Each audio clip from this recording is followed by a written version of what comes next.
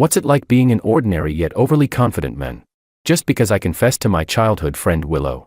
Her entire dorm ridiculed her for a whole semester. They even said being confessed to by a guy like me was worse than eating crap. But I've always been the type to pay back every slight. So, out of anger, I confessed to every single girl in her dorm, except the one who laughed the loudest. Chapter 1. I like you. I confessed to my childhood friend. No sooner had the words left my mouth than I heard snickers around me. Not just one person's laughter. When I lifted my head, Willow's roommates had somehow surrounded her. One of them, tall with delicate eyebrows and almond-shaped eyes, was laughing the loudest. She was holding her stomach, unable to straighten up from laughing so hard. I knew her. She was our school's swimming goddess, named Maria. Between laughs, she said, "I can't believe it. A boring nerd actually likes you." On the far right was my classmate Sophia. With her doll-like face, she shook her head mockingly and said, "Some guys are just way too full of themselves. Show them a little kindness and they start fantasizing. See a pretty girl and dare to confess. Let's be real. When a hot guy confesses,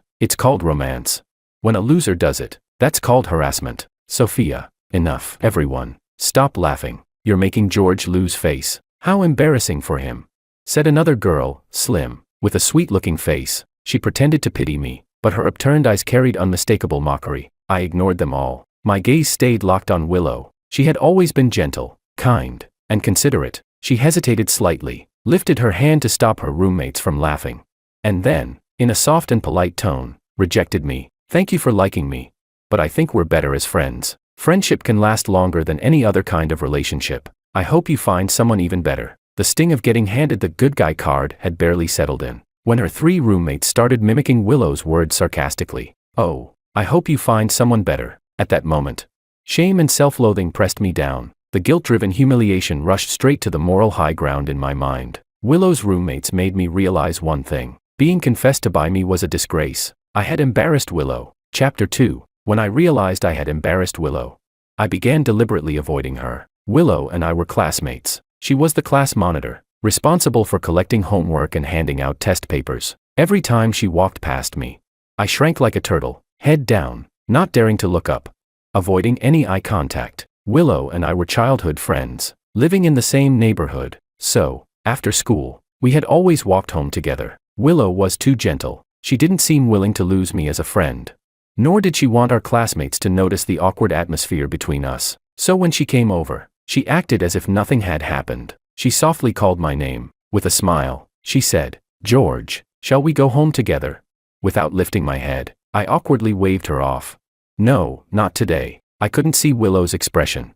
Only heard her let out a quiet sigh. Her voice low, she said, "All right then, I'll go home by myself today." No sooner had her words fallen, than Sophia let out a mocking laugh beside us. Ever since my failed confession, whenever Willow spoke to me, Sophia would laugh sarcastically nearby. I didn't want to stir up trouble, so I always pretended not to hear. But this time, it was already the umpteenth time. I turned my head, locking eyes with Sophia. Her lively smile was still frozen on her face. I asked seriously, "What are you laughing at?" Then I said, "How about you and I walk home together after school?" Sophia froze instantly, like a startled kitten. Her body stiffened, and a flush spread across her strikingly pretty face. Flustered and angry, she snapped, "In your dreams, wasn't my confession supposed to be humiliating?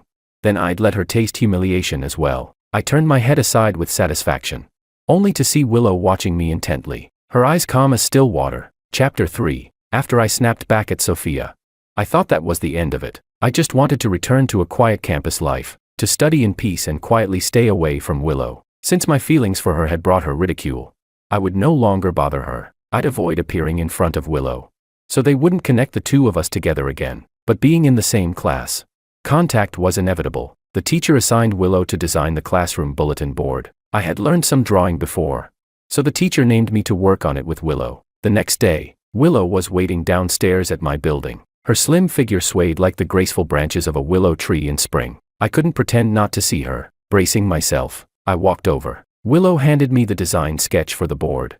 Her eyes still clear and gentle. Smiling, she said, "Let's draw it according to this today." I nodded and replied, "Okay." Willow seemed not to notice my awkwardness. She chatted with me as if everything were normal. Tilting her head, she said, "Your exam results were impressive this time. You even climbed to 5th place in the whole school." She wagged her finger playfully and added, The cafeteria launched a new wrap, flatbread with spicy chips and sausage. A lot of students seemed to like it. Some casual, light topics. In the past, I would have racked my brain to keep the conversation going. But now, with all the awkwardness, I chose to escape instead. Escaping might be shameful. But it works. So I stayed silent, keeping a meter's distance as we walked. Willow kept talking. And I didn't want to be rude enough to shake her off. Finally, as we neared the school, she seemed to grow tired of speaking. She took a deep breath, paused, and had just started to say, "Hey," when I immediately waved my hand.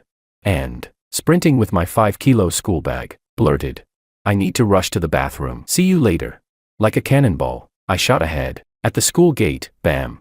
I accidentally bumped into a girl, nearly knocking her over. I was about to apologize. When I realized it was Maria, she gave me a sharp look and snapped. "Oh, it's the nerd from the next class. What's the rush, reincarnation?" Beside her was the same pretentious coquette as before. That's when I found out her name was Alicia. The school's elected campus belle. Alicia covered her mouth, giggling softly, and nudged Maria with her elbow. She said, "Oh come on, look at him. He must be in a hurry to find Willow." "All right then, so none of you plan on letting me go?" One incident, and they'd mocked Willow and me for an entire semester. I suddenly turned to Alicia, smiling right at the so-called campus belle. When an honest person smiles, it looks sincere. Alicia froze for a moment, then lifted her eyes to meet mine. Like a white lotus slowly blooming, I said directly, "I was hurrying to find you. At the last school party, I saw you sing on stage. You were amazing. I just wanted to tell you that. Now I've said it. Goodbye." Alicia's lips trembled slightly, and a faint blush spread across her cheeks, but I ignored both her and Maria, tightened my backpack straps, and dashed forward. Just as I rushed through the school gate, I thought I heard Willow's voice, confused, asking, "What were you all talking about just now?" Chapter 4. I think I may have found a way to deal with them. It's disgusting for me to confess, right?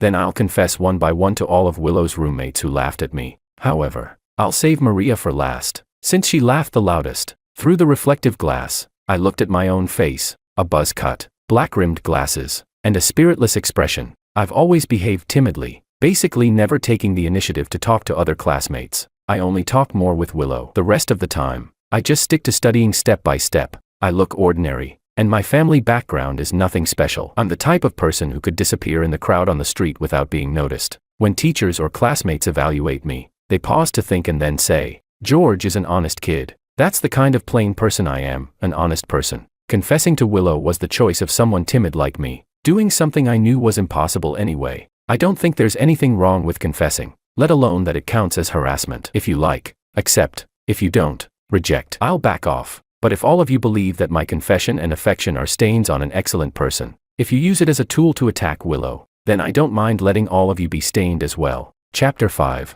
I like to break everything down into small steps. In my mind, every task has a progress bar, with detailed steps. That includes my revenge for their mockery of me. The first target is Sophia. After I snapped back at Sophia last time, she kept quiet for a few days, but soon, she became unruly again. When the monthly test results came out, Sophia was dead last. Her family is well off, and the only reason she got into class 1 was because her family paid someone. She wasn't good at studying to begin with, and since the teachers lecture quickly, she always ends up at the bottom. Although the teachers are wary of her family background, she drags the class average down too much, so when the results were handed out, the teacher couldn't hold back and scolded her. If you'd use even a little brain, you'd realize I've explained this problem countless times in class, yet you still got it wrong. I'm speechless. You're 200 points lower than the second to last. You clearly aren't suited for this, and yet you still. The teacher didn't finish, but the implication was obvious. It wasn't the first time she complained about Sophia transferring into the class midway. All the classmates turned to look at Sophia. As long as it was related to Willow, I avoided it, so I didn't look at her. The classroom was very quiet. The air seemed frozen. Then, I heard the sharp sound of a chair leg scraping the floor. It was followed by Sophia's voice. Unlike her usual sharp and cutting tone, this time it carried a clear tremor. She said, trembling. I listened, but I just didn't understand. So what? If I don't understand, I just don't. It's not like I'm taking the college entrance exam. Her words only made the teacher angrier. The teacher couldn't help but scold. If you're not taking the exam, don't disrupt others. Everyone else here is working hard to study. Sophia's voice carried grievance as she retorted. Who did I disturb? The teacher said, your deskmate Willow. She got second in the whole class this time. Sorry, I was first. The teacher continued. Stop talking in class all the time. You two even share the same dorm. Can't you learn from her? A dull thud. I lifted my head and saw Sophia run out of the classroom like a bullied housewife. Chapter 6. Willow immediately stood up. The teacher, unable to keep face, scolded Willow to sit back down. She said, focus on your class. Don't worry about her. The school gate is locked. She can't run out. After class, I'll contact her parents. All the other students lowered their heads. The atmosphere in the classroom felt heavier. I noticed the teacher's voice while lecturing carried clear impatience. I raised my hand and spoke in a lowered voice. Teacher, let me go find her. I know her parents. I'll persuade her. The honest and studious persona I had built over time was working in my favor here. The teacher didn't doubt my lie. She nodded slightly at me. I walked out of the classroom, with no intention of finding her. I was worried Sophia would lose control of her emotions, grow jealous of Willow, and then use me to attack Willow. I was also worried she might expose my confession. I thought for a moment, considering the unoccupied places in the school. After circling around, I finally found Sophia in the auditorium. She didn't look like her usual harsh and biting self. Her head hung low as she sat in the first row. When I approached, she lifted her head at the sound of my footsteps. On her pretty doll-like face, her eyelashes were wet. She asked, "What are you doing here?" Her voice carried a sob, but she stubbornly tried to hold back tears. She looked like a little girl forced into the spotlight, being pointed at by everyone. She said, "I get it, you're afraid I'll tell the teacher that you like Willow, so the teacher won't trust you and Willow anymore." She let out a cold snort. The top student liking the second place one. Hilarious. I really want to see the teacher's expression then. She started spitting venom again, talking non-stop. I sat down beside her, letting out a sigh. I said, "I'm not worried about you telling the teacher." Locking my eyes on hers, I said firmly, word by word, "I came out because I'm worried about you." She froze for a moment, blinking rapidly, her lashes fluttering like butterfly wings. Maybe my gaze was too sincere, because she stopped cursing and slightly turned her head to avoid my eyes. I carefully chose my words. "I know you feel wronged, and that's why I'm worried about you. The teacher was wrong to say you have no brain, and she shouldn't have compared you to Willow either." At the mention of Willow, she reacted instantly, glaring at me. "Are you trying to say I'm not as good as Willow?" That's exactly what I thought, but out loud I said, "No, you just have different foundations. Willow focuses solely on studying, so her basics are strong. You, on the other hand, have wide-ranging interests, so your foundation isn't as solid. After all, you're a rich family's daughter. You've been exposed to a much broader world since childhood." I added, "But I think you're clear-headed, opinionated, outstanding, and independent. Smarter than Willow." Dear God, what a lie. If it were a normal person, they'd probably think I was insulting her. But Sophia isn't normal. Her eyes sparkled, and she eagerly asked, "Then how do you think I can strengthen my foundation?" "I want to prove that I'm smart." It seemed like Sophia had thought of an idea. She said, "Aren't you the top student in the class? Then tutor me." "Okay." She lifted her head, wearing the look of a young lady who had chosen her candidate. With arrogant pride, she said, "My family has plenty of money. If you help me raise my score by however many points, I'll give you 100 times that number in cash. 100 points would be 10,000 yuan. How could anyone refuse that?"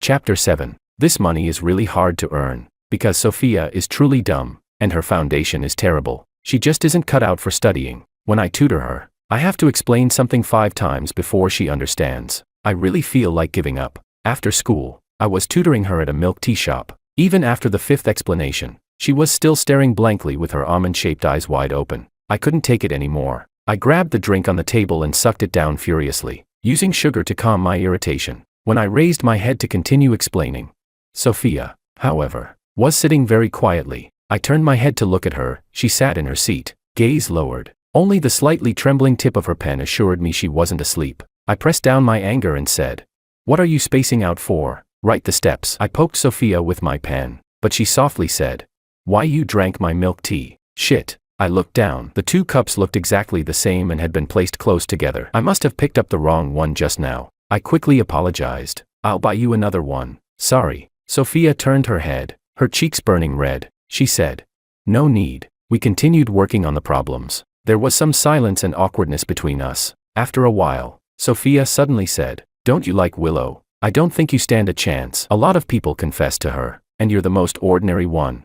All the guilt from drinking the wrong cup just vanished. I calmly replied, "Oh, I see. Well, I don't like Willow anymore." She was shocked. "What?" Sophia's ears practically perked up. I paused, then continued, "I realized, I kind of like you." Yeah, being liked by me must feel disgusting. Huh. Especially for someone like you. A rich girl who's always had whatever she wanted since childhood. I quietly waited for Sophia to stand up and mock me with her usual sharp tongue, but the ridicule never came. Instead, she pressed her lips together and said, "Well, I guess you do have taste." Sophia awkwardly turned her head, as if trying to keep her mouth twisted in sarcasm, but the corners still couldn't help rising. She seemed to be looking at the billboard outside. After a while, when she saw I wasn't responding, she turned her head back, only to find I had gone to buy her a new milk tea. I said, "Here's your confession gift." I placed the milk tea in front of her. Smiling, I said, "Your first cup of milk tea in autumn." She gave a little snort and said,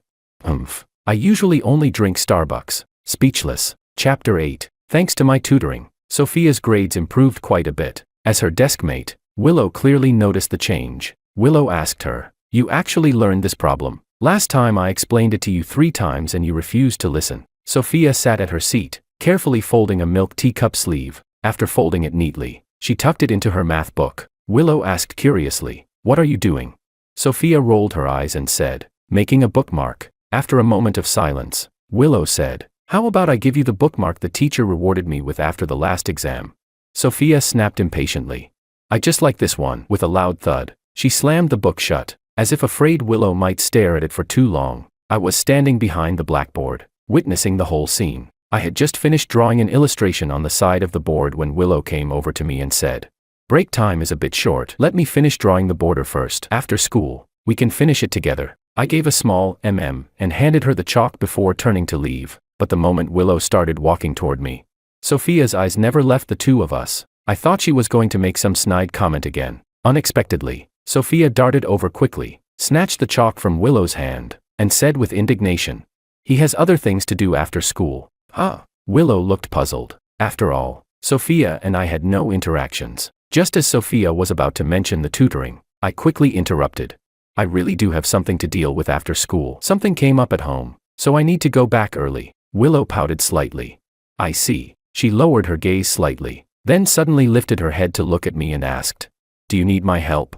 Her eyes were soft, like the sunlight of early spring, warm enough to melt anyone. I shook my head. No need, because I was lying. There was nothing at home. It was Alicia who had messaged me on WeChat, inviting me to watch her music competition. Chapter 9. I had been so focused on studying that I hadn't even heard of Alicia. After asking classmates, I learned she was voted the campus belle on the school forum, though honestly, I suspect she canvassed for those votes herself. I don't think she's prettier than Willow. Many people describe Alicia as both talented and well-behaved, with a gentle personality. She's the same gentle type as Willow, except Willow looks a bit more genuine. At least she doesn't spend all day marketing her persona. After I praised Alicia as excellent last time, she added me on WeChat. Then she invited me to watch her music competition. Alicia participates in many music competitions, though most don't amount to anything. In essence, they're just ways to polish and package her persona. The competition was on Saturday. Meanwhile, Willow had messaged me on WeChat, asking me to do homework with her on the 2nd floor of McDonald's.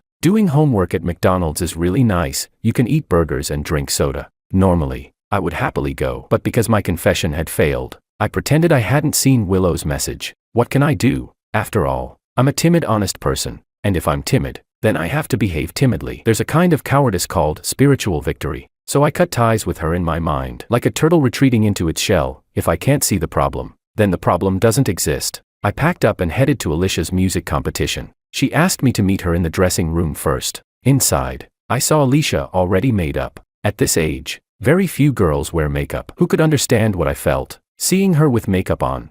Alicia sat before the mirror, seemingly very satisfied with her own look. She didn't look at me, only at her reflection. With makeup, her already pure and delicate face now carried a touch of allure. Indeed, she looked a bit prettier than without it. I walked over and handed her a cup of milk tea. Revenge also requires financial resources. This was the extent of my ability. She glanced at it and said softly, "Oh, just leave it there." Then she tilted her head slightly, as if admiring her beauty in the mirror. After deliberately leaving me hanging for 5 minutes, she seemed to find the angle where she looked most beautiful. Finally satisfied, she turned her head and said to me gently, "Thanks for waiting. I'm the 5th performer. You can sit in the front row, it has the best view." Not many people actually watched this competition. Most of the audience seemed to be parents and staff from the participating organizations. I said, "Thank you." I politely thanked her, placing my hands on my knees. looking a bit uneasy. We honest people are like that. In strange, unnecessary situations, we always feel uneasy. Alicia glanced back at me a few times, then turned to admire herself in the mirror again. Her eyes wandered between me and her reflection several times. 2 minutes later, I understood what she wanted. I said, "You look really beautiful, like a star." I praised her sincerely. Alicia shyly replied, "No way. I'm still far from a real star," but the joy in her eyes was impossible to hide. Like a proud peacock. Chapter 10. In the corner of the dressing room, there was a girl who had been giving me and Alicia sideways glances all along. When she heard me compliment Alicia, she let out a sneer and deliberately raised her voice. "Alicia, is this your boyfriend? Your taste is pretty unique. Did he save your life or something?" Alicia immediately retorted, "Of course not. Don't talk nonsense." After saying that, she looked back at me, and seeing my expression, she seemed to realize she had said the wrong thing. So she quickly added, "This is my classmate. He's very good at studying." She put extra emphasis on very good at studying, as if that were the only reasonable explanation for why I could appear by her side. Then she continued, "You know, a lot of boys come to watch my performances." Alicia slightly lifted her chin, her smile as delicate and fake as a white lotus. I clearly saw that girl roll her eyes. Then she glanced at the cheap milk tea and said, "They're all just a bunch of broke losers. What's so great about that? I won't allow you to talk about other classmates like that. You're going too far."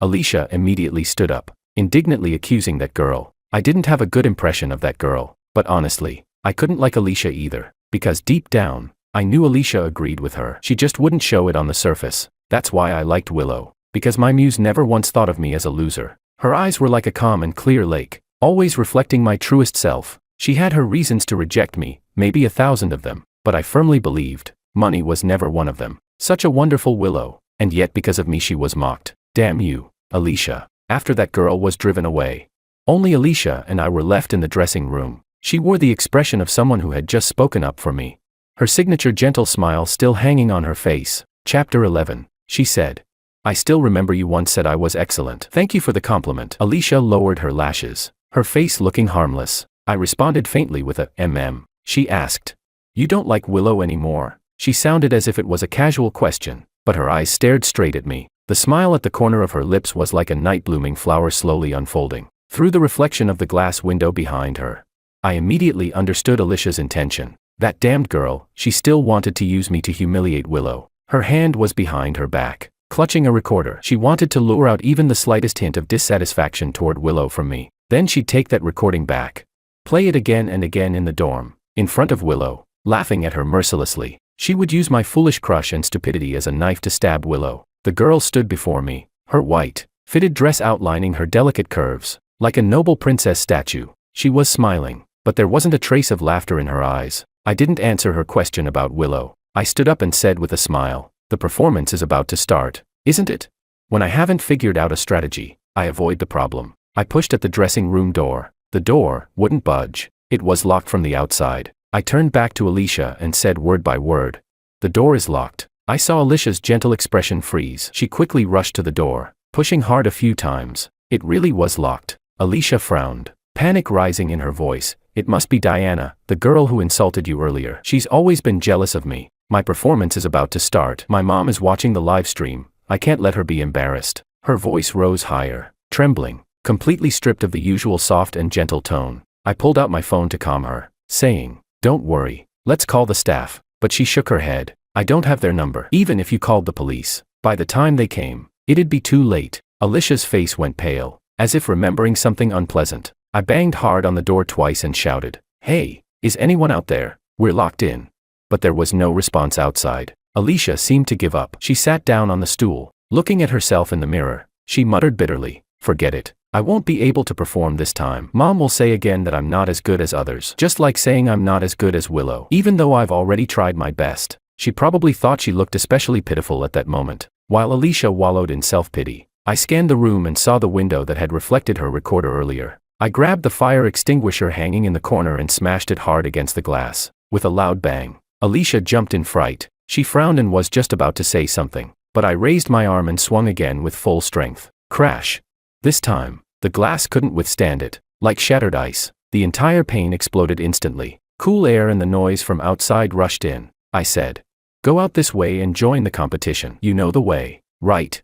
I turned back to Alicia with a smile. I'll explain to them. You go first. Come find me after the performance. She pressed her lips together. You, why? Alicia was completely stunned. Her eyes locked firmly on me. She asked, why are you doing this? She blinked, her face no longer carrying a gentle smile but instead showing doubt, scrutiny, and even a trace of being moved. I said, because I don't want to see the moonlight fall. I gave her a sincere, open smile. Alicia didn't say anything. I saw her carefully throw something into the trash can. Then she covered it with a tissue. She quickly lifted her skirt, stepped onto the stool, and cautiously climbed through the broken window. I handed her the violin and said, good luck. Through the broken window, Alicia looked at me. After a few seconds of silence, she said, thank you. After it's over, let's go to dinner together. The second target has been confirmed. Chapter 12. After the police came, they checked the surveillance footage. It really was that girl who had locked the door. She paid for the broken glass, and the organization, to appease Alicia, also gifted her a few etiquette and posture classes. Alicia really dabbles in a lot of things. I sighed as I closed WeChat on my phone. Alicia was still typing, but then several new messages popped up. I opened them casually. It was Sophia. She had sent me a bunch of cute stickers. When I didn't reply, she just kept sending them, almost flooding the chat. Even though I had already told Sophia directly that I liked her, I had no intention of sweet-talking her every day. With Sophia, I had to keep things ambiguous. She loves overthinking and imagining things. Let her entertain herself for a while. When I still didn't respond, Sophia called me. Her excited voice came through the phone. She said, the homeroom teacher just said that the top 10 in this monthly exam can choose their own desk mate. You'll choose me, right? I replied, oh, got it. For me, it didn't matter who I sat with. It wouldn't affect me anyway. Just as I said that, a notification popped up. Ding. A transfer. 5,000 yuan. Right after I received the transfer, I heard Sophia's proud voice through the phone. She said, starting next week, you'll bring me breakfast every day. Understood? I replied. You don't need to send that much. A meat-filled pancake only costs 6 yuan. But she said, don't worry about it. Didn't you say you like me a little? Then if you're going to pursue me, act like it. I hung up in silence, just as I was about to open my book and study.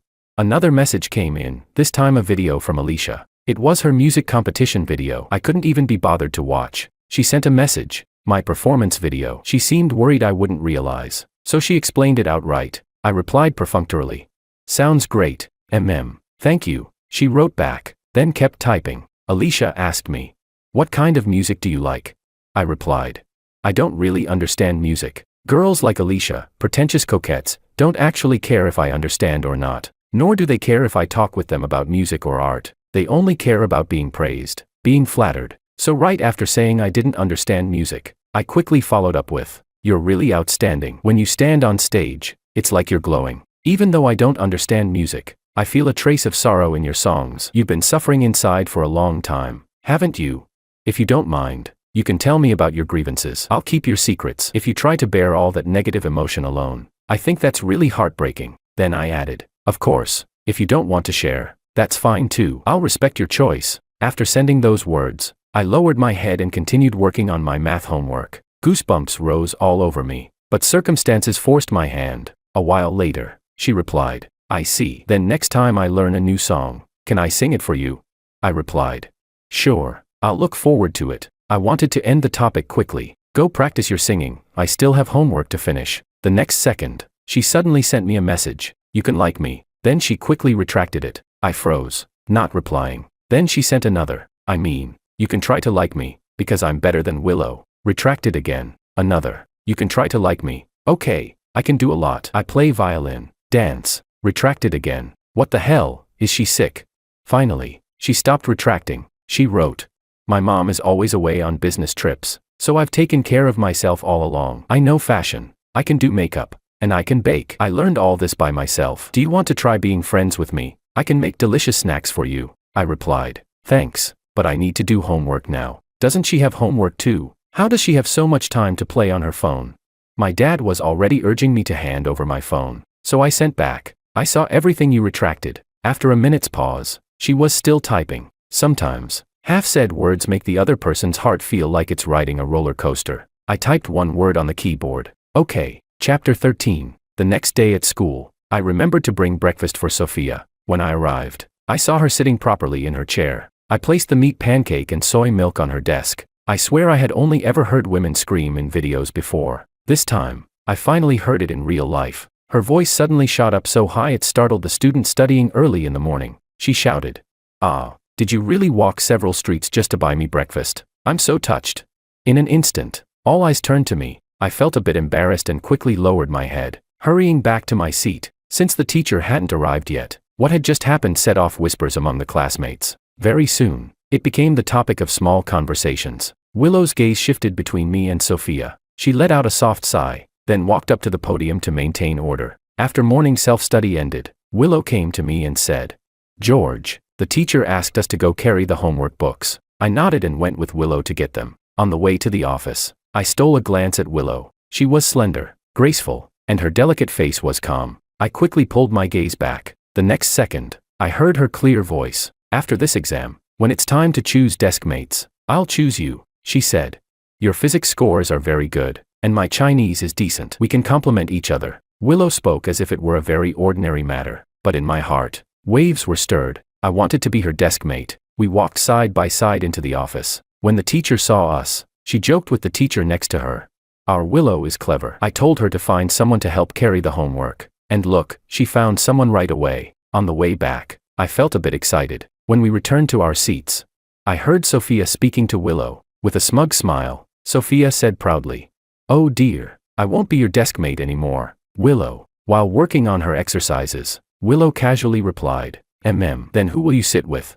Sophia answered, "George." Of course, he promised to pick me. I told him not to, but he insisted on choosing me. Willow's pen paused ever so slightly. Then I heard her gentle voice. "I was planning to choose George. He's really good at studying." Sophia's smile froze instantly. After that, neither of them said another word. Chapter 14. After class began, the teacher announced that we could choose our seats. Just as the homeroom teacher was about to let me choose first, Sophia's serious voice rang out, "Teacher, I want to sit with George. If I'm his desk mate, I'll definitely listen attentively in class. Last time, when you said I wasn't studying hard, I already realized my mistake. Besides, George and my family know each other. He'll definitely help me with my studies." Since the homeroom teacher had scolded Sophia in front of the whole class before, she already felt a bit guilty. And with my earlier lie about knowing Sophia's parents, Sophia used those 2 points as leverage to make her request. Then, she turned her gaze toward me. With a pitiful expression, she said,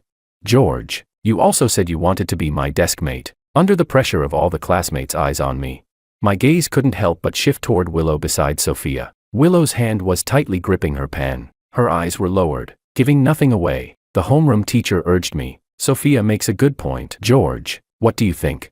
If I didn't choose Sophia, she would definitely get upset. She might even cry and run out again. The teacher's tone also clearly suggested I should choose Sophia. The surrounding classmates started whispering, voices rising. Through the crowd, I looked at Willow. I heard Sophia tugging on Willow's arm, pleading, "I know you're the best. Willow, just let me have this, okay? I already told the whole class about it. You can't embarrass me like this, right?" Then, I heard Willow's calm voice. She said, "Teacher, let me choose first. That way George can think about it." She added, "I'll choose Makoto as my desk mate." The boy named immediately let out a cheer and quickly packed up his things. Willow also began packing her bag. Her expression remained faint the whole time, showing no trace of sadness. Only, when she was packing, a few books slipped to the floor by accident. She crouched down to pick them up. I sighed and said, "Then I'll sit with Sophia." In my heart, I thought, "Willow, you've always been so considerate, always putting others first. You always take care of everyone's feelings, but what about your own?" Chapter 15. Sophia and I became desk mates. She happily sat beside me, then leaned close to my ear and whispered, "Of course I get to sit with you." I gave her several shopping cards. "You know," she added, "isn't it great sitting next to me? You're so happy you can't even speak. Now let's see how you perform next." Those lively almond eyes of hers sparkled so brightly, practically overflowing with pride. Being desk mates wasn't in my original plan, because I always believed people should have some boundaries. It's better to pull and push within the lines of those boundaries. But it's fine, I had my own way of handling it. For now, my main task was to prepare for the final exams. I had to take first place, so in class, I ignored Sophia and kept my head down taking notes. To my surprise, Sophia was also diligently writing beside me. I found it strange, since when did Sophia study so hard? After class, she handed me what she had written. With a proud, playful tone and an upward lilt. She said, "Here, this is my strategy guide on how to win my love. Just follow it step by step to pursue me." Curious, I took the paper. On it were written things like 1. Say good night to me every day. 2. Bring me breakfast every morning. 3. Walk with me on the track under an umbrella when it rains. 4. When it's cold, lend me your school jacket, but only me.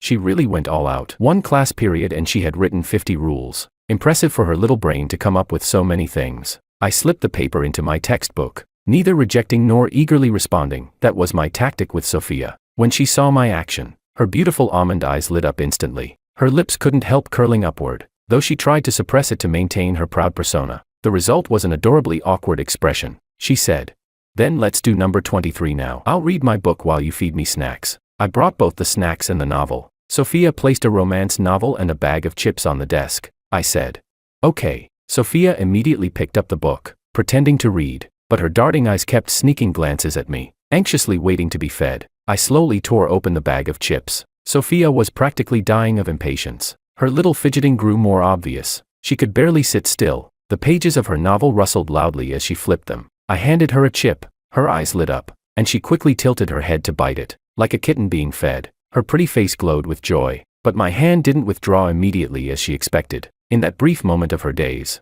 my fingers naturally slid upward, lightly brushing across her lips. There were crumbs. I said in a low voice, expression calm. At the touch of my fingers on her cheek, her body froze. Then, with visible speed, a flush spread from the roots of her ears, flooding her cheeks and neck. She pressed her lips together and muttered, "What are you doing?" Turning her head shyly, she awkwardly fixed her eyes on the novel, leaving only a scarlet ear visible to me. "You're taking advantage of me," Sophia said, her voice growing smaller and smaller. The class bell rang right on time. I immediately focused on studying, as if nothing had happened. A while later, Sophia pushed a note toward me. On it was a doodle of an angry little girl with the caption, "I hate you." I slipped the note into my book without replying, continuing to listen intently to the lesson. Beside me, Sophia was completely thrown off balance. The entire class period, she couldn't sit still. Her doll-like face stayed flushed. At times, she poked my arm with her pen cap, trying to get my attention. Other times, she scribbled furiously on scraps of paper, then crumpled them up and tossed them at me. I kept a straight face and tucked them all into my textbook.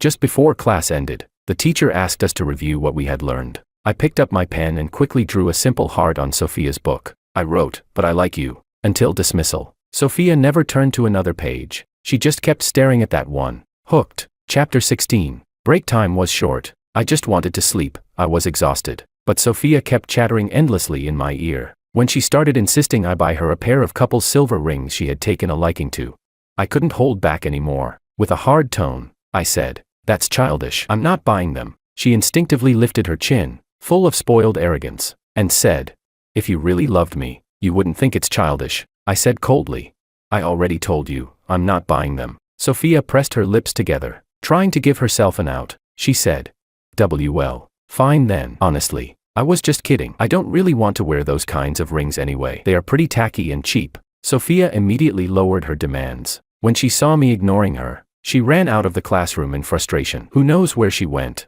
After she left, a slender figure walked up. It was Willow. She waved at me gently and said in her soft voice, "George, I don't really understand the last big math problem. Can we go over it together?"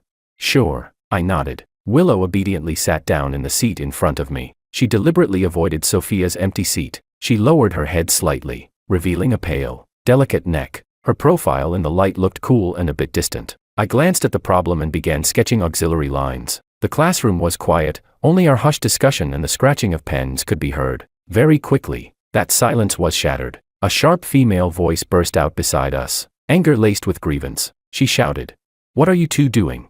I looked up and saw Sophia standing there, clutching 2 bottles of drinks tightly in her hands. Her chest rose and fell, and her eyes were fixed fiercely on Willow and me. "We're doing a math problem," I said briefly, but Sophia seemed provoked. She slammed the drinks hard onto the desk, then shoved Willow. She yelled, "Get away from him, get away." Sophia's spoiled outburst was too much for the classmates. Many already disliked her. Everyone started criticizing her. One said, "They're working on a math problem. When they're done, they'll explain it to us. What's your problem?" Another added, "Seriously, even if you don't study, you shouldn't stop others from learning." Someone else muttered, "Poor George, having to sit next to you." The classmate's words turned Sophia's cheeks bright red with anger. Willow never argued with anyone. She simply sighed helplessly and turned to leave. Before leaving, she handed me her Chinese notebook. She said, "George, didn't you miss writing down some answer templates during class? I copied them. You can use mine." I had just accepted the notebook and was about to thank her, when Sophia suddenly exploded. She snatched the notebook away, and like a madwoman, tore it to shreds. She screamed hysterically, "You disgusting pretentious coquette, he doesn't need your notes. You're not allowed to go near George." The harsh sound of ripping paper filled the air. White scraps fluttered before us and slowly drifted down. The entire class was stunned by her insane behavior. The room went utterly silent, leaving only the faint sound of paper settling and Sophia's angry, tearful gasps. As the sheets fell to the ground, Sophia furiously stomped on them again and again. "Have you gone insane?" I asked. Lifting my gaze to her, I said, "Do you even realize how important those notes are to us? You don't study, and now you're ruining it for others too."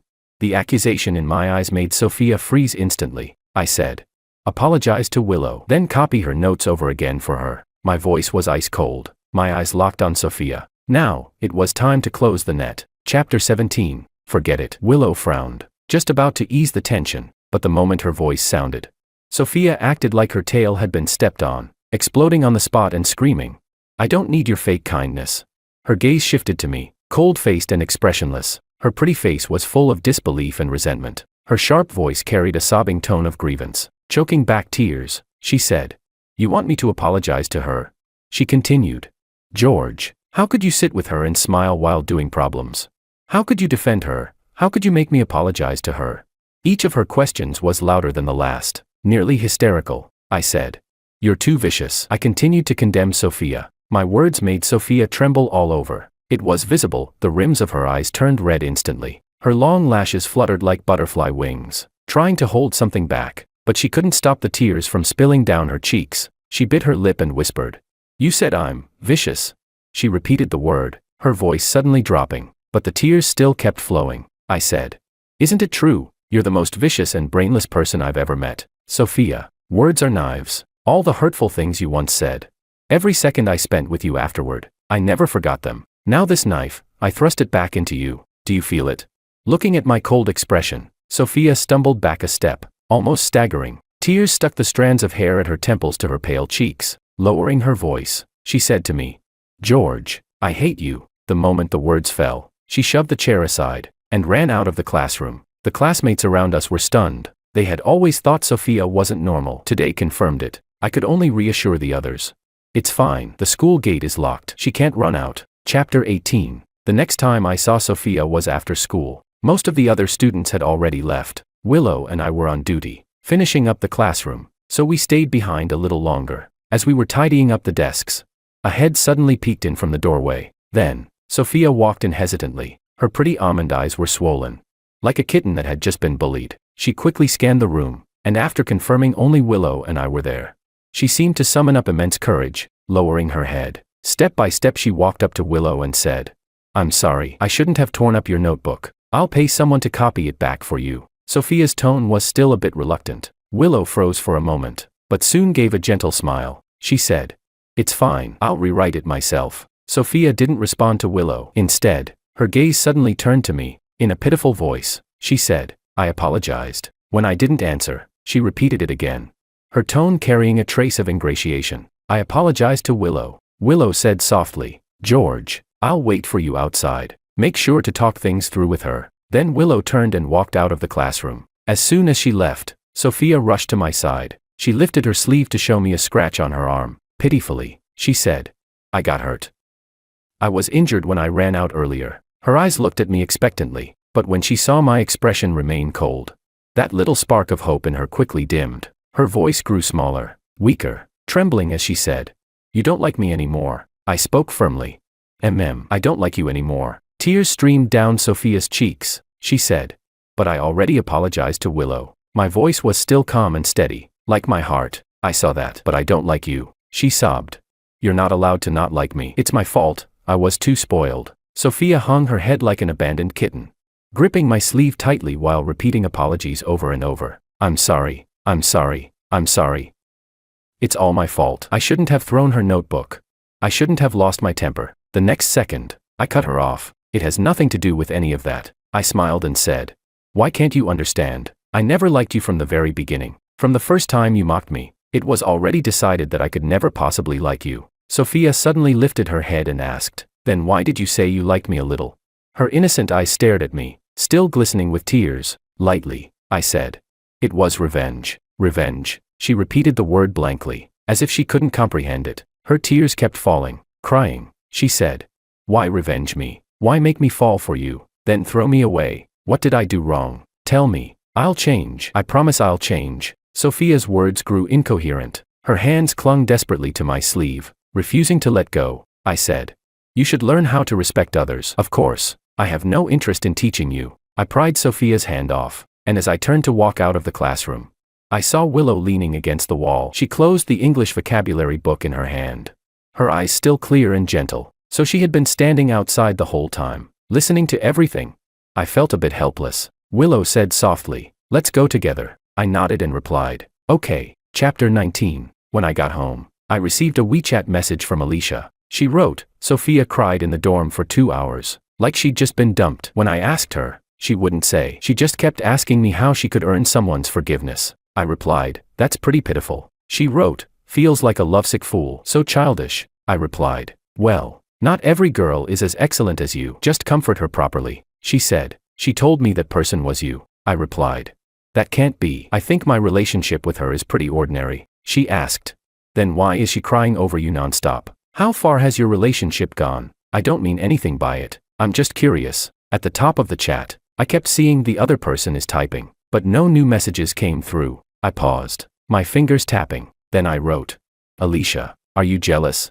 How about we meet by the back gate of the school? Alicia replied, on my way. The back gate was right by the dorms. It wasn't that I came out just to explain things to her. Honestly, I was just hungry late at night and came out for some snacks. Passing by the school, I even made Alicia wait 20 minutes. From a distance, I could already see her figure standing by the back gate. When she saw me approach, she instinctively tucked her hair behind her ear, and with a soft smile said, it's late. Why did you come to school?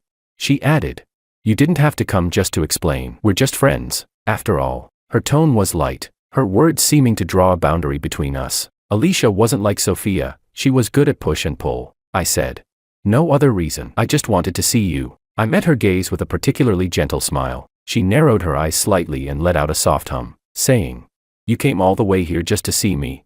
Her voice rose lightly at the end. Yes, I answered with complete sincerity. Alicia's eyes looked especially gentle in the dark night, like 2 pools of clear water. I said, well, now I've seen you. So, good night. I turned to leave. 1 second, 2 seconds, 3 seconds. Wait. Alicia's soft voice called from behind me. I turned back, deliberately showing a puzzled expression. She said, come here. Her voice was alluring. I walked over. Alicia raised her slender, fair hand. She quickly pulled off her hair tie. Her hair fell loose instantly, spilling smoothly over her shoulders. She gave her head a little shake, her black hair rippling like water. The next second, she slowly slipped that hair tie onto my wrist. She said, good night, George. Chapter 20. Sophia seemed to have found a direction. She began devoting herself to making peace with me. She seemed to believe that it was Willow who had influenced the relationship between her and me. So she started imitating and targeting Willow. First, she imitated Willow's personality. For example, Willow usually loved to smile and spoke gently. During class, Sophia forced a smile in my direction. It was giving Uncanny Valley vibes. But for now, she didn't dare talk to me, and I ignored her. Next, she copied Willow's outfits. Sophia, who had always loved wearing luxury brands, suddenly began dressing in preppy academy-style skirts every day. Even the color of her shoes matched Willow's. Willow studied very diligently. Sophia also wanted to copy this, putting on an effort act by flipping through pages quickly, taking endless notes, and trying to create the appearance of being hardworking. When she encountered easy problems, she would suddenly clap her hands and loudly mutter to herself, oh, I get it now. This is so easy. When she came across hard problems, she would leave them blank and pitifully say, I really need to find someone to study this with me, who can help me.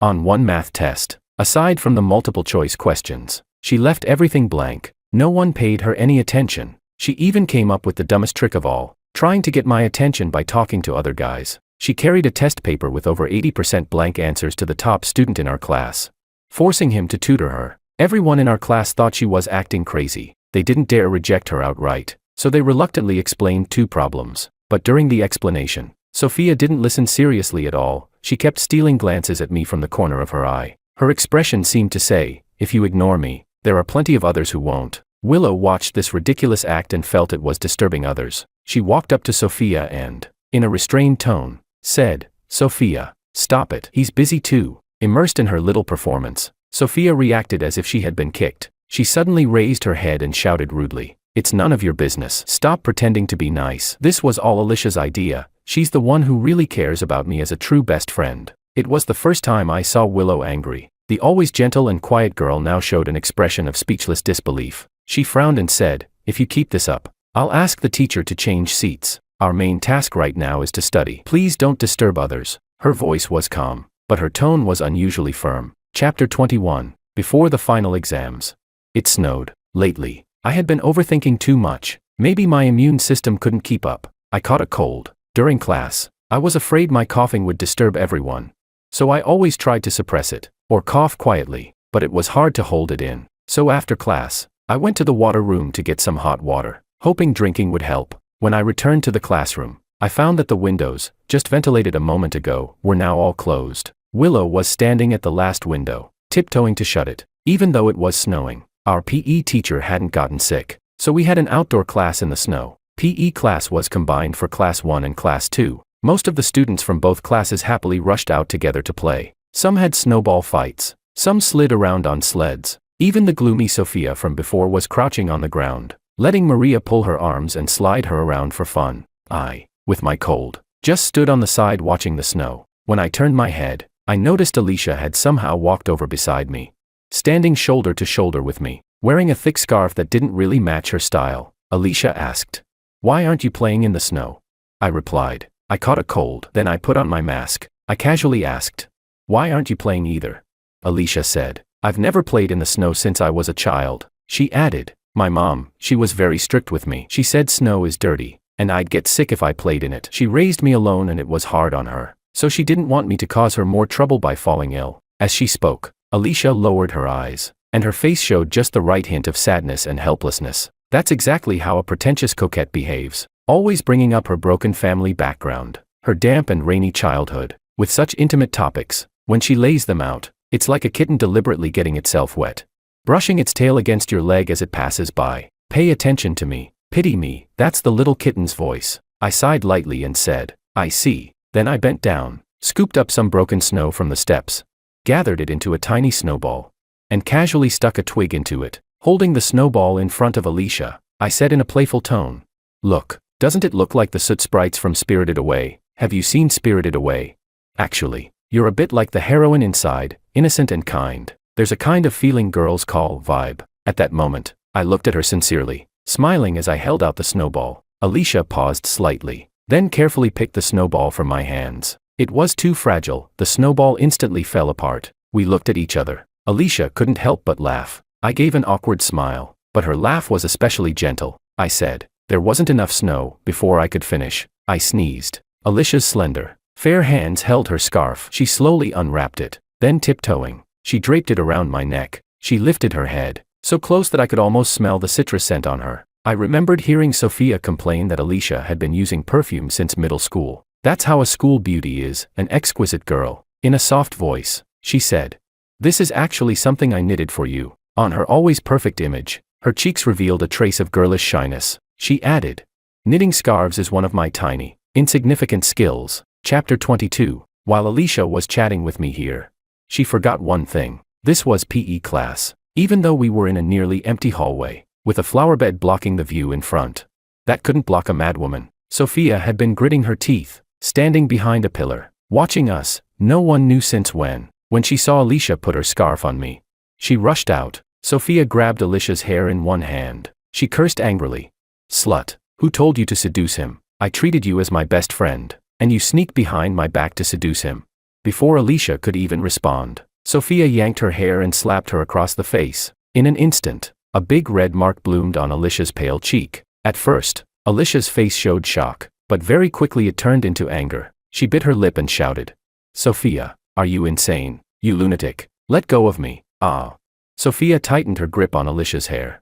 hysterically screaming insults. You filthy bitch. Go get a part-time job at a bar. Take your scarf and get lost. We're not best friends anymore. But Alicia wasn't just going to take the beating. She grabbed Sophia's wrist and raised her leg to kick her. The two of them tore into each other. The noise quickly drew over other students, but no one dared to step in. Willow, who had been in the office helping a teacher grade assignments, came running when she heard the commotion. Seeing the scene, her face showed a trace of shock, but she quickly calmed down, walked forward, and pulled them apart. She asked, "Do you both want to get punished?"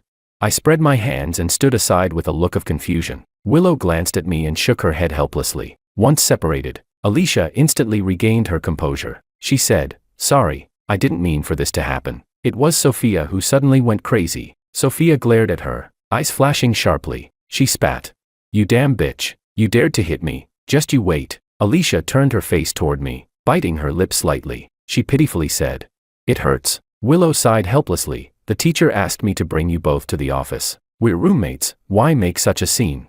Willow suddenly paused, her gaze landing on me standing at the side. Willow was so perceptive, so sharp. She might have already sensed my hand in this. In her eyes, I had probably already become a scumbag. Sorry, but it was satisfying. Chapter 23. On Saturday break, Willow asked me to go home with her. On the way back, Willow suddenly said, "Was it you, the one who made them turn against each other?" I stayed silent. I quietly waited for Willow's criticism. She was always clear about right and wrong. She must resent me now. But Willow suddenly turned her head, her voice filled with shame. "It was my fault because I rejected you. You lost face, and that's why you did this. It must have really distracted you from studying. Don't do this again. I'll talk to them." Sophia was given a demerit and sent home for a month of reflection. Alicia was sent home for a week of reflection. I listened to Willow. The revenge was over. Although there was still Maria. Willow said we should focus on studying first. When I got back, I deleted Alicia. Alicia sent me many friend requests, writing long messages in them. She wrote, "You turned me into a joke. So was it fake when you said you liked me? Give me back my hair tie. Actually, maybe I never really liked you either. Don't you think you're always just an average, overconfident guy? I really don't know where you get that confidence from. Sorry, but I'm still one of the popular ones at school, while you remain a pathetic, insignificant incel mocked by others." I had never seen Alicia this undignified. I added her back and sent her a short video. In it, I threw her hair tie into the toilet. Alicia looked like she went crazy. She bombarded me with messages on WeChat. "You must feel proud for playing me like a fool, but I'm telling you, I didn't lose. What the hell are you even?" I immediately blocked and deleted her. That way, I wouldn't see her messages anymore. I focused on practice problems and exam prep. But somehow Alicia got my phone number. She kept sending me text messages. It was like she was split in two. Sometimes she wrote strange things. My face hurt so much from Sophia scratching me. I've been completely isolated in the dorms. It doesn't hurt to be hit. It doesn't hurt to be isolated. It doesn't hurt to be scolded by my mom. What hurts is my heart. It hurts so much I can't breathe. Have you eaten? I miss you. I want you to meet me downstairs at the dorm. The moonlight is beautiful, and the wind is gentle. Good night. Add me back, please. I have something to tell you. I set her texts to do not disturb as well. A week of punishment was still too light. By the second week, I saw Alicia again. She casually stood at our classroom door, still wearing her gentle smile, chatting with Maria. I ignored them and went straight back to my seat to study. After a while, the class suddenly burst into cheers. When I looked up, I saw Alicia and Maria handing out little snacks one by one. She looked gentle and saintly, like an angel descending to hand out relief porridge to refugees. Alicia said softly, "The weather is cold. Since our classes are sister classes, I came to share some snacks with everyone." When Alicia reached my desk, I kept my head down, working on problems, and said impatiently, "No need to give me any, thanks." She said, "I've let it go. George, do what you want with it." Her voice was still gentle, betraying no emotion. The words "let it go" carried a double meaning. I responded with a casual "oh," then tossed the snack to the girl sitting behind me. That night, I received another text from a different number. "How could you throw away my things? Give me back my hair tie."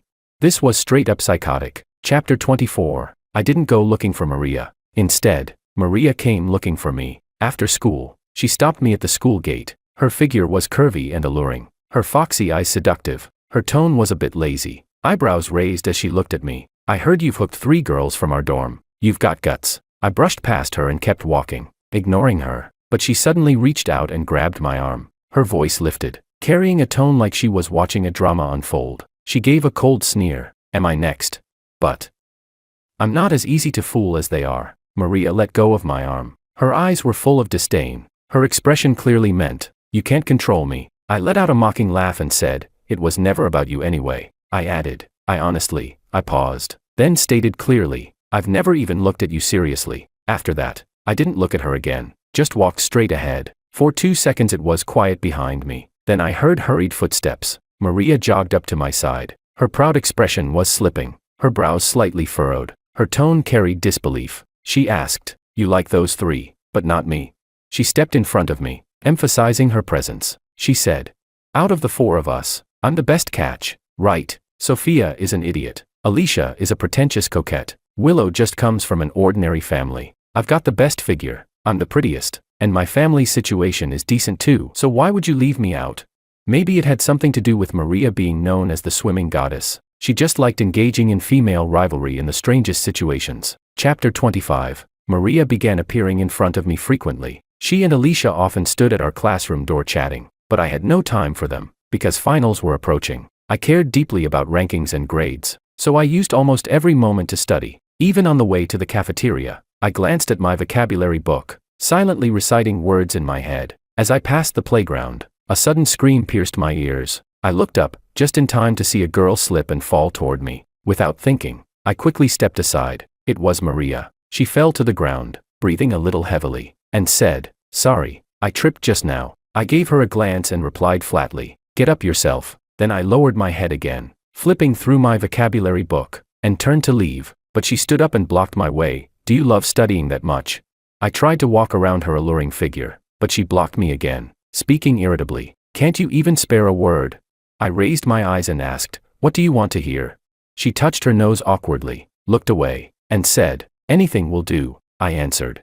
"Then wait until after the exam." I didn't stop again and left. After finals, I rose from 5th place to 1st. At the award ceremony, I gave a speech as the student representative. As usual, after the thanks and sharing, I paused and said, "To the school athletes, though knowledge and sports are different tracks, passion and effort have always been the same." The crowd stirred, and the students applauded. I couldn't see anyone clearly, just remembered the thick certificate of honor in my hand. As I stepped off the stage, Willow, ranked 2nd in the school, was standing there. We walked back to class side by side. I heard her puzzled voice, "Why suddenly talk about the athletes?"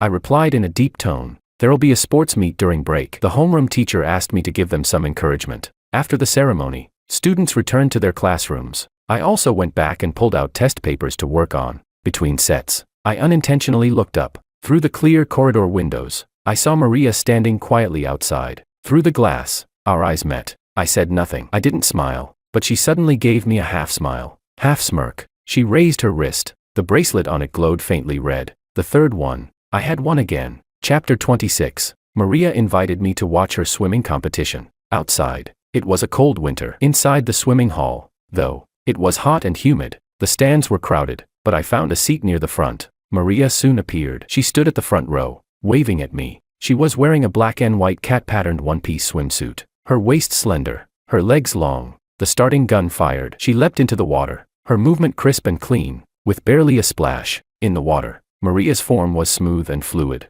In just the blink of an eye, she had reached the finish. I looked at the scoreboard after she touched the wall. She was first, propping herself up at the pool's edge. She climbed out with ease. A teammate laughed and tossed her a towel. She caught it casually, wiped her face, and immediately began scanning the crowd. Then, she saw me. The next second, she walked straight toward me. She sat beside me and asked, "How was it?" Her breathing was still uneven, but her tone was casual, as if she was certain I would praise her. I gave an objective assessment. "You swam fast." She blinked and said, And besides that." Before I could react, she lifted her leg and rested it on my thigh. Fresh from the water, there was still some dampness. She said, "How about this? That's what carried me just now." She raised her eyes toward me, her gaze sultry, brimming with a kind of proud seduction. I held her ankle lightly and asked casually, "Want to keep going?"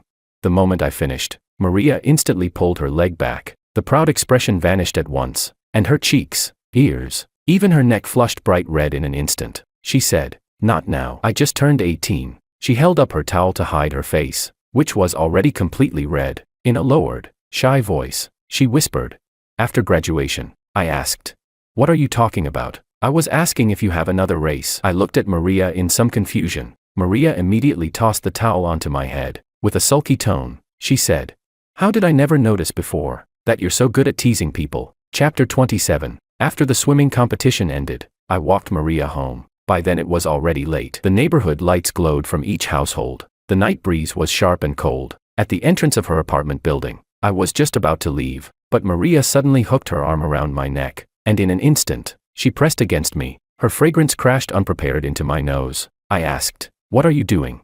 "George." Maria tilted her head up, looking at my puzzled face. Her lashes fluttered, a mischievous smile tugging at her lips. She said, "I've never liked half-hearted, blurry ambiguity. Stop testing me." She gently tugged down her collar, revealing her shoulder. Biting her lip, she said, "I really like you a lot. Don't you want to try me?" Maria was incredibly forward. I looked into her eyes. In her black pupils, there was a trace of brown, like fireworks bursting suddenly in the night sky. Is there anything more brutal than rejecting someone right when they throw a fastball straight at you?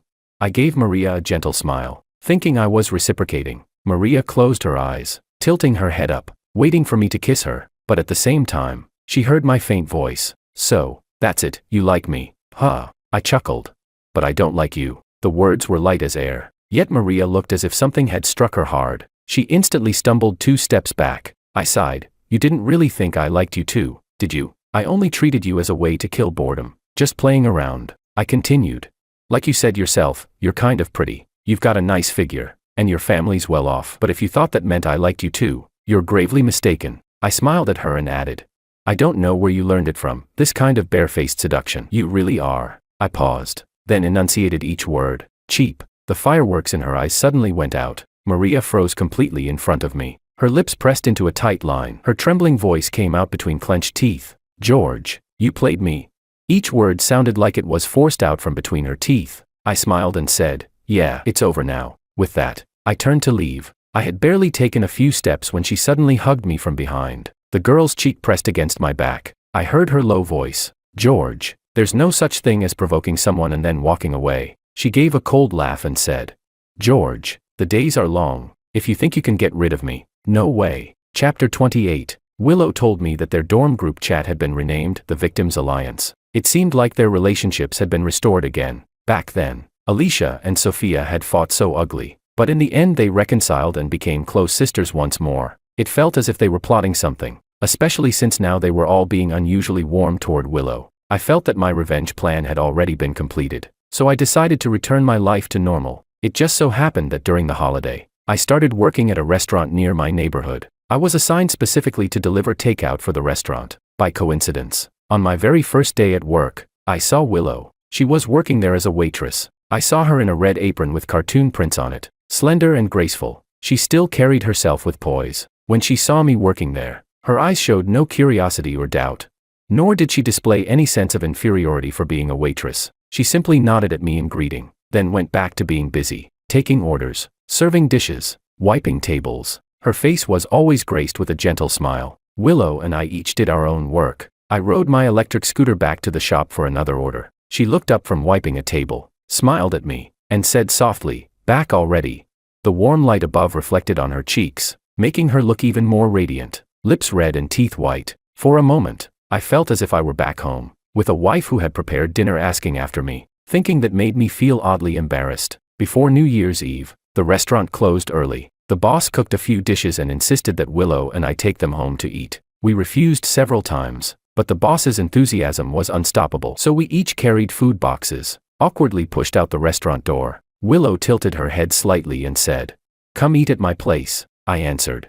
"All right." Chapter 29. I knew that Willow's parents had died in a car accident when she was 12. At that time, things were very hard for her. Her uncles all came scrambling for the compensation money. Willow had stood there among them, being pulled back and forth. I even saw one aunt scold her. "You just had to make them come back for your birthday. If not for you, would they have gone on the highway in the rain and died? How could you be so selfish?" Back then, I was still young. I begged my parents to help. My mom and dad went several times, but since it was someone else's family matter, there wasn't much they could do. In the end, most of the compensation money was taken away, leaving Willow with only a little bit of money and this old house. Since then, Willow lived there alone. Her clothes were always clean and tidy. My mom often asked me to bring Willow meals, but Willow always refused. Afraid of troubling us, Willow's home was just like her, clean, filled with warmth. She placed all the dishes onto plates. I said, "That's so much trouble. You'll have to wash the dishes after." Willow smiled, lowered her eyes, and said, "This way, it feels like home, and I like doing housework." I told my parents that I'd be spending New Year's Eve dinner with Willow. After the meal, I thanked her and prepared to leave. Just as I stepped outside, Willow suddenly called after me. She said, "George, what is it?" I turned back to look at her. Under the warm light, Willow's gaze seemed especially gentle. She looked as though she wanted to say something more. But in the end, her lips moved without speaking the words. Instead, she said, "Happy New Year's Eve," I replied. "You too." This was Willow's 18th New Year's Eve, and the 6th one she had lived through alone since her parents' death. Chapter 30. On the first day of the new year, I knocked on Willow's door. When Willow opened it and saw me, she wasn't surprised. In fact, because of her family situation. Every year my mom sent me over to have New Year's Eve dinner with Willow. Willow, slender in figure, was wearing an apron. She looked just like a gentle, virtuous wife. From the kitchen drifted the savory fragrance of braised dishes. I said, "Happy New Year, Willow. You're making braised food. Smells amazing." When I was 15, my favorite was braised duck, but it was terribly expensive. I had once complained about that to Willow. She hadn't replied at the time. But later, after going home, she quietly learned how to make it. Every year since then, she would bring braised dishes to my house, saying it was to thank my parents for taking care of her. I placed the gift I had brought for Willow on the table. Willow brewed tea for me. As she turned back toward the kitchen, the doorbell rang. My first instinct was that it must be Willow's money-grubbing relatives coming to cause trouble. But when I opened the door, it was 3 girls. I asked, "What are you doing here?"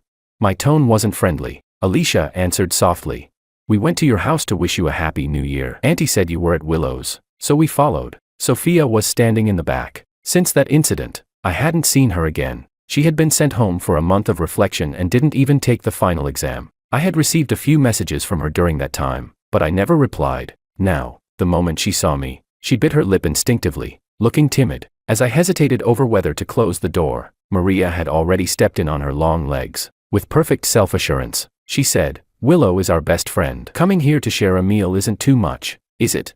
Willow had heard the voices. She came to stand behind me and said softly, "Come in, all of you." Chapter 31. Alicia smelled the aroma from the kitchen. After placing the cake she brought on the coffee table, she followed into the kitchen and said, "Willow, you're cooking, right? Let me help. I'm good at cooking too." As she spoke, Alicia flashed me a smile. She said, "George, you should have a taste too." Her attitude was affectionate and gentle, as if there were no barriers at all between us. That hysterical person from WeChat seemed like she had never existed. Alicia entered the kitchen, and Willow, unable to refuse, had no choice but to agree. The two of them cooked together. Alicia said, "I remember George's taste. He likes spicy food. We can add more chili." Willow answered softly, "But every time he eats too much, he gets stomachaches. Just a little spice is fine." Alicia replied warmly, "Willow, you're so considerate." I sat on the sofa, scrolling on my phone. Sophia was a bit uneasy. Several times she glanced in my direction,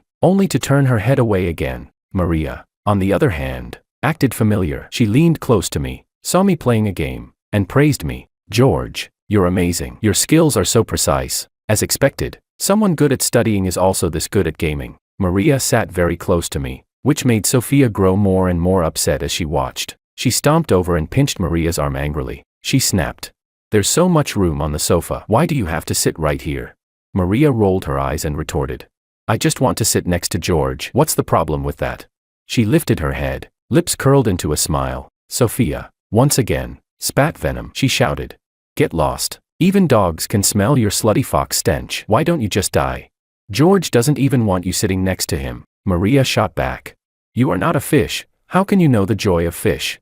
The two were about to start quarreling again. I put my phone down, raised my head, and said helplessly, "You're too noisy." Sophia immediately admitted fault. "Sorry." Then she widened her almond-shaped eyes, looking at me pitifully, and said, I'll curse her in a very quiet voice, "Please don't hate me." Chapter 32. After the food was ready, we sat down at the table. The atmosphere was a little subtle. Alicia wore that flawless gentle smile as she lifted her drink cup, tapping it lightly. She said, "Well, how should I put it? This is our first New Year's spent at Willow's home." Then she added, "No matter what happens in the future, I hope we can all remain good friends and always wish the best for each other." Alicia loved being the center of attention, so she went on, speaking in an affected way, reciting New Year's blessings that seemed clearly memorized in advance. While Alicia was speaking, Maria used the serving chopsticks to place a chicken wing into my bowl. She said, "Eat more. Okay, you've gotten so thin from all that studying." Resting her chin on one hand, her brows and eyes curved in a smile as she looked at me, Alicia instantly stopped talking, quickly putting a rib into my bowl as well. She said,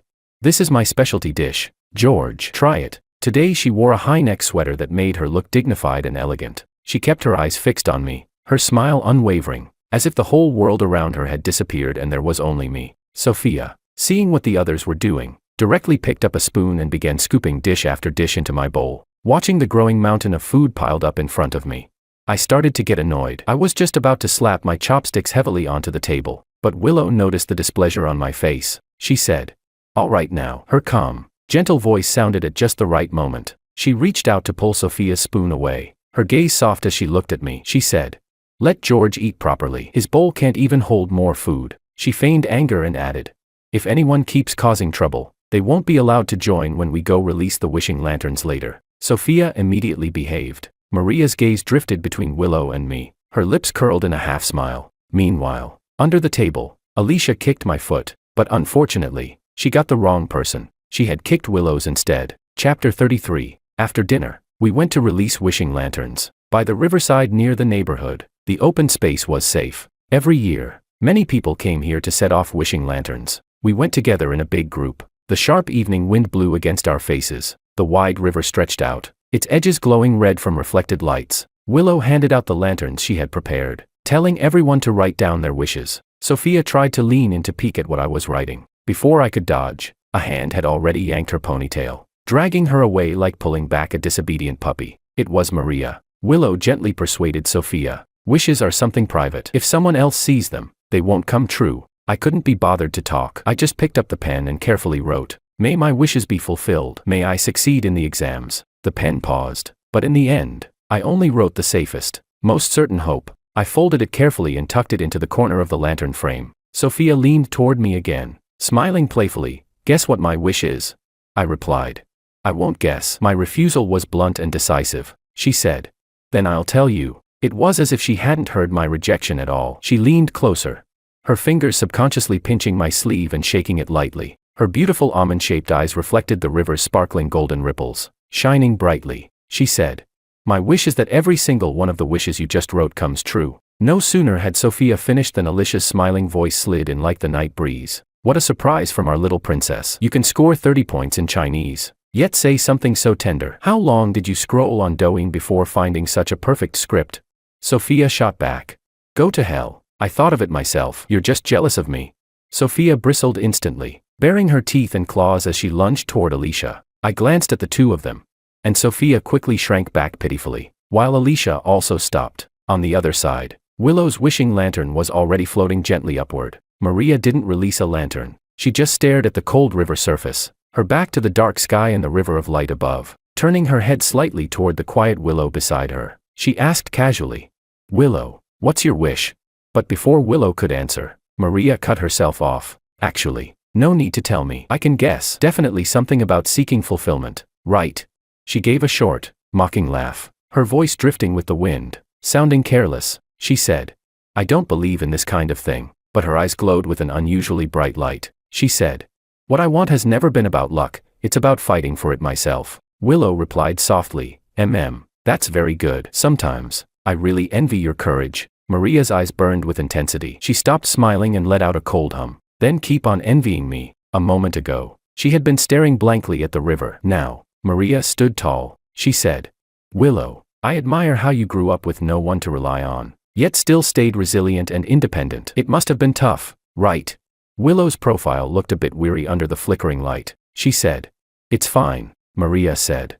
"Then keep suffering alone." Her voice was cold and detached, carrying no comfort at all. If anything, it sounded like a declaration of war. She said, "I know you're pitiful, but don't drag others down with you. People stuck in the mud only drag down those closest to them." Sinking deeper and deeper, Willow interrupted softly, "I know." Her clear, cool voice cut Maria off. She lifted her gaze to the faint red glow in the sky. Her voice was so light it nearly melted into the wind. She whispered, "How could I not know?"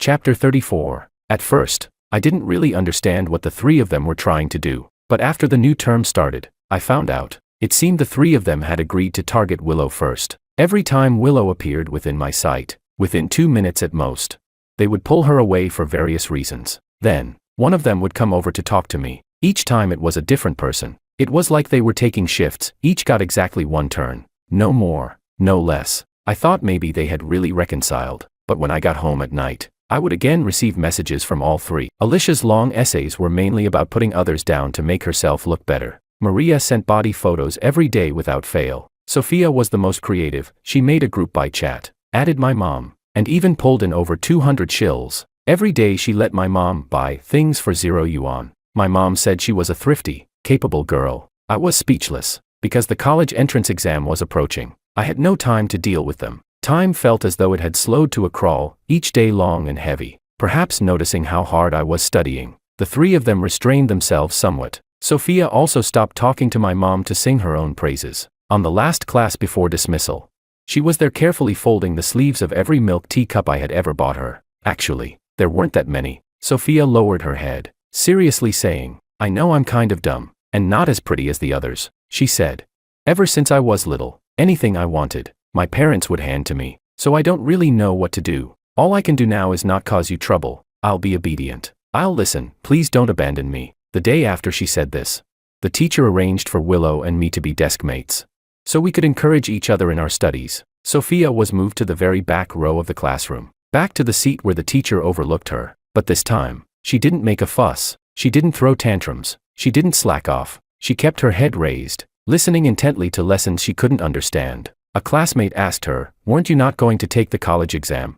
She replied, "I want to try once." On the classroom wall, there was a board of wish notes for university dreams. I saw her handwriting, "To prove myself in front of the person I like." Chapter 35. Maria also returned to the swimming team. After several rounds of tests, she finally got her wish and entered the provincial team. The provincial team had stricter management. I heard she had to hand in her phone. One day, while I was pouring all my strength into studying for senior year, I suddenly received a WeChat message from her at night. She wrote, "Have you been doing well lately? I just got approved for leave. Only 2 days. I'll go to the school to see you. You probably won't welcome me. I'm sorry. I shouldn't have called you a boring bookworm. Actually, I really envy how good you are at studying. I'm sending you this contact. It's a famous Chinese teacher. I remember Chinese was your weak subject. He'll add you." At the end, I got a voice message from Maria. She said, "I still like you, but this time I'll be waiting for you in the future." Her voice was slightly choked, but her tone was unusually resolute. Alicia also gave me a call. She was busy with her music school entrance exams, so she rarely came back to school. I didn't answer her call, but she left me a message. "Sorry, I was too arrogant before. I looked down on you. In fact, all the excellence I packaged myself in isn't even a tenth of yours. I have a lot to say, but I'll leave it until after the college entrance exam. Good luck on the exam." Chapter 36. I didn't think too much anymore. My brain was stuffed with knowledge, hardly daring to relax for even a moment. I even brought a vocabulary book to the bathroom. Relentlessly, endlessly, I squeezed every drop of energy out of myself. For someone from an ordinary family like me, the college entrance exam was my best path forward. The same was true for Willow. Almost at the same time that my pen never stopped moving, the sound of her pen scratching across paper echoed in my ears as well. Our desk wasn't piled high with books, because the moment either of us nodded off, the other would poke them awake, making sure we both returned to our exercises and lectures. When the class bell rang, we would both collapse onto the desk together, leaning our heads sideways to sleep. I had seen Willow's sleeping face. Her profile looked soft and gentle. All of us were giving everything, nerves taut to the extreme, to help us relax. The homeroom teacher even invited us to the school pond to catch fish. The school had released 600 fish overnight for us to catch. That day, I caught a big one. I put the fish into Willow's bamboo basket and said, "A carp leaping over the dragon gate." After that, everyone quietly returned to studying. On the blackboard, I used red chalk to write, "The effort you give will never be wasted." Just as jade is refined only after being washed and polished by water over a long time, so too can a person achieve something only after enduring trials. In the sweltering June heat, the college entrance exam finally arrived. After finishing all the subjects, I walked out of the exam hall with my pencil case in hand. Sprinkler trucks on both sides sprayed water into the air, forming a watery gate. Through that gate, I saw Alicia and Maria standing on the opposite side, but neither of them spoke to me. As one of the school's star candidates,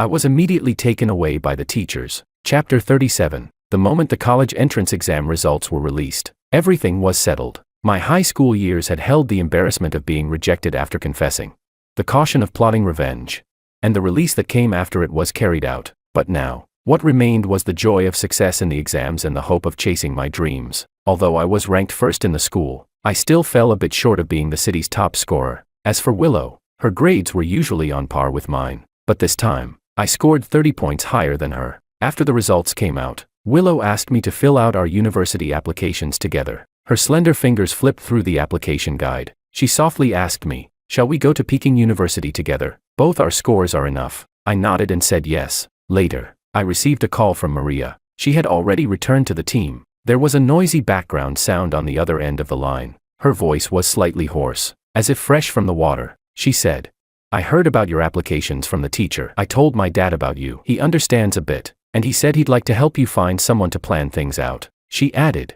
"You could avoid a few detours. Of course, maybe you don't need it. You might want to carve your own path." Maria, interesting. After the results, our class held a reunion. Sophia announced that she was going abroad to study. She cried buckets as she made the announcement, but in truth, no one cared. Back in school, her grades were poor, and nobody wanted to be friends with her. Halfway through the reunion, I went to the bathroom, where Sophia found me. Her eyes were red from crying, and her voice was pleading. "George, I'm going abroad. I won't be able to be around you anymore. Don't forget me." "Okay, I listened to you. I started learning to respect others. I will become a kind person. You're not allowed to forget me." I looked into Sophia's amber eyes and asked her, "What was your score on the exam this time?" Sophia's gaze flickered evasively. 250, I said, speechless. "I don't hang out with people that dumb." Tears streamed down Sophia's face even more. She choked and said, "When I go abroad, I'll study hard. I'll use these 4 years to grow and transform. When I come back, can we start over?" I patted Sophia's head. She immediately nuzzled against me, like a kitten waiting to cuddle with its owner. I said, "Then you'd better work hard." Chapter 38. When Sophia and I returned to the private room, Alicia arrived right after. She carried herself with the air of a rightful queen, dressed in a white fitted dress that accentuated her dignified elegance. The corners of her lips held just the right touch of a gentle smile.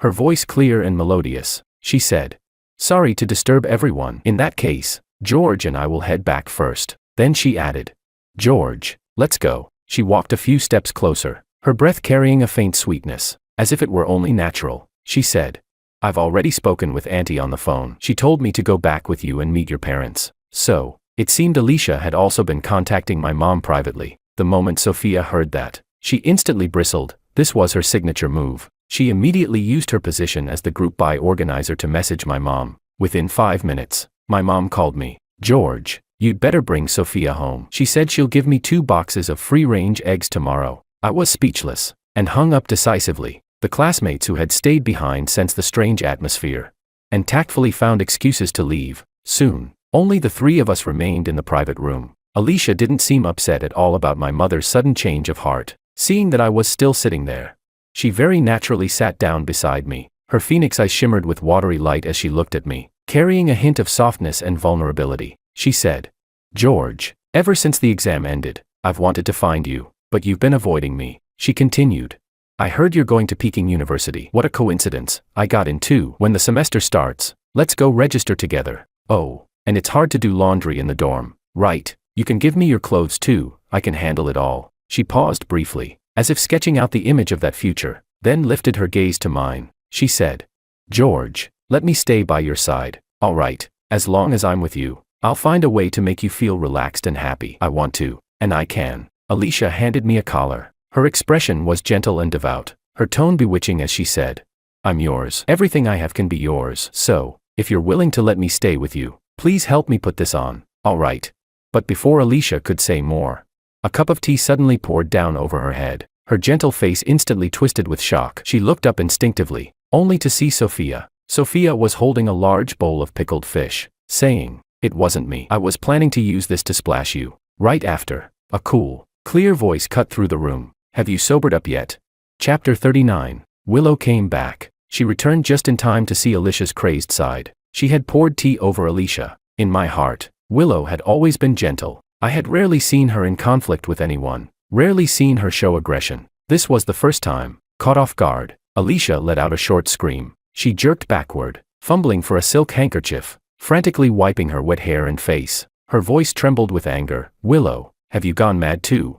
But Willow didn't respond right away. She took the collar from my hand and tossed it to the ground. Only then did she turn back to Alicia and say, "Alicia, stop bothering George with your twisted view of love until you learn how to be a normal person. Stay away from him." Alicia, like a cat whose tail had been stepped on, could no longer maintain her graceful facade. She shrieked, "You have no right to lecture me. Who do you think you are?"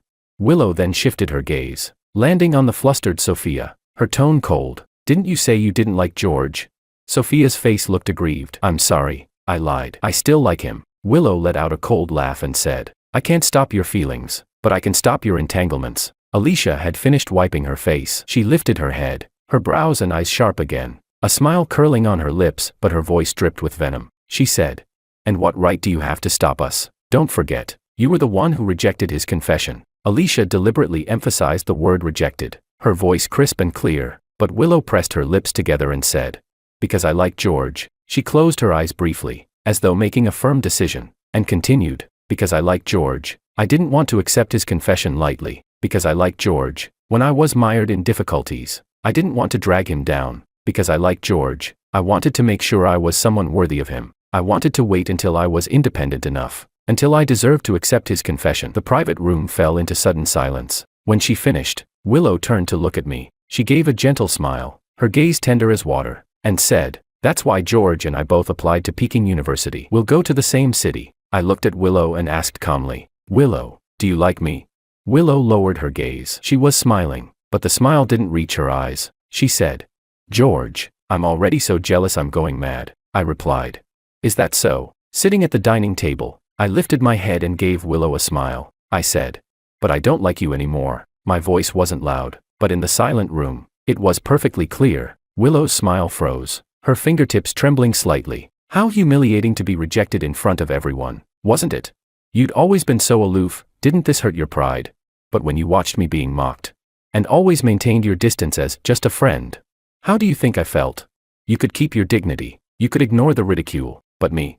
I had always confessed openly, dated openly. I never liked pulling or dragging, I liked playing straight, and yet you never expressed yourself clearly, always hesitant, always half refusing, half inviting. You rejected me, yet couldn't stand to see me with others, always sending mixed signals. Is this really the Willow I once saw as my untouchable white moonlight? I had already seen through you. I had already stopped liking you. Our relationship would end here, completely. The last target of my revenge, Willow. Willow's left hand went to her neck, a defensive gesture. She didn't want to be humiliated in front of Sophia and Alicia. She had always thought I couldn't let her go, even held a faint sense of superiority. But now, she was more embarrassed than Sophia or Alicia. Off to the side, Sophia let out a stifled laugh. Alicia was delighted, leaning closer to squeeze my shoulders, while putting on an exaggerated tone. Oh my, someone was really full of herself. Chapter 40. Willow still kept up that gentle facade. She asked, "Why are you doing this, George? Have you had a change of heart?" See, that's Willow. She crafted herself to look even more perfect than Alicia, even convincing herself that she was the innocent White Lotus, that the fault must lie with me. I shrugged and said, "I've simply seen you clearly, that's all. You've always thought yourself innocent, haven't you?" Gently rejecting me, while still keeping things ambiguous. "You knew your roommates mocked and humiliated me, yet you still maintained a good relationship with them, still came to talk with me in private. Don't you think that makes you even more fake than Alicia?" Alicia chimed in weakly from the side. "I even pretended to be your best friend just for George. Honestly, without George, who would even want to be your friend? And after we mocked George, you still carried on with us like nothing happened." She added, "George, I know that couples are supposed to be one body, that they should always protect each other's dignity." Sophia rushed over and yanked Alicia's hair again. She shouted angrily, "Why don't you just drop dead already? Get lost."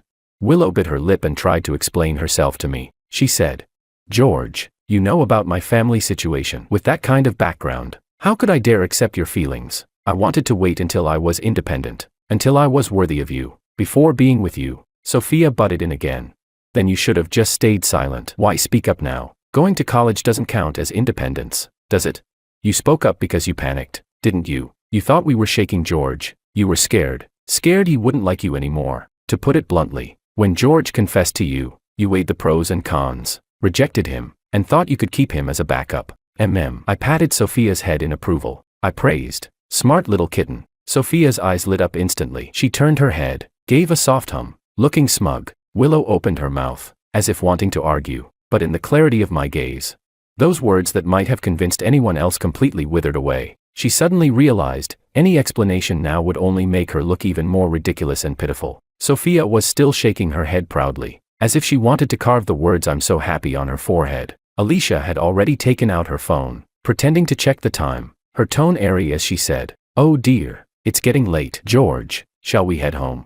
I stood up without sparing Willow another glance. I said, "No need, I'll go back on my own." I put on my coat, my tone relaxed. At the doorway, I paused. Without turning back, my voice carried clearly through the room. A punctuation mark to tonight, and to the once innocent, bittersweet crush of the past. I said, "Willow, I wish you a bright future. But as for us, this ends here." At 18, on the first day of the new year, I had spent it with you, and that was also our last year together. The door closed behind me, shutting out whatever sounds remained in the private room. The corridor lights were bright and quiet. My revenge plan, only now was it truly complete. The last, and heaviest, piece. My revenge was tearing off that mask of gentleness, forcing Willow to see her own hypocrisy clearly, to lose face in front of those she once thought beneath her, to give back to her, piece by piece, the humiliation and despair she once let me suffer. Willow was no longer the moonlight I once chased. At first, I had liked her resilience in hardship, her persistence and determination, but now, I had already learned those qualities for myself, and I liked myself more. Walking out of the private room, I received a message from Sophia. Her tone was still vicious. She said, "Willow cried. God, it's the first time I've ever seen her cry. I'm so happy." I even took out my phone to record her. She covered her face, but the tears kept dripping down to the floor. I couldn't help but laugh. Sophia really was something. Always so bluntly malicious in everything she did. Chapter 41. In truth, I hadn't applied to Peking University, although my score was quite good, in a sea of talent across the country.